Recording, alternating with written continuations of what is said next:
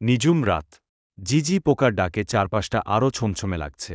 গ্রামের শেষ মাথায় নদী ঘেঁষে দাঁড়িয়ে আছে সেই পুরনো জমিদারের পরিত্যক্ত বাড়িটা। এলাকার কেউ সন্ধ্যার পর ওই পথ দিয়ে হাঁটে না।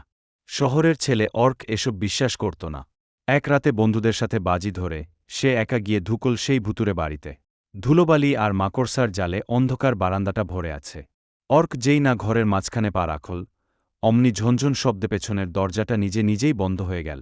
চারপাশ একদম নিশ্চুপ। হঠাৎ তার কানের কাছে কেউ যেন ফিসফিসিয়ে বলে উঠল, এখানে কেন এসেছিস? ভয়ে অর্কর গায়ে লোম খাড়া হয়ে গেল। সে টর্চের আলো ফেলল চারদিকে, কিন্তু কেউ কোথাও নেই। অথচ ঘরের দেয়ালে একটা বিশাল ছায়া ধীরে ধীরে তার দিকেই এগিয়ে আসছিল। অর্ক আর এক মুহূর্ত দাঁড়াল না।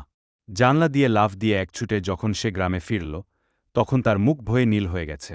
সেই রাতের পর থেকে অর্ক আর কোনোদিন ভূতের গল্পকে বানিয়ে বলা কথা ভাবেনি। নতুন নতুন ভিডিও পেতে চ্যানেলটি লাইক ও সাবস্ক্রাইব করে রাখুন। আপনাদের সাপোর্টই আমার অনুপ্রেরণা, তাই সবসময় পাশে থাকুন।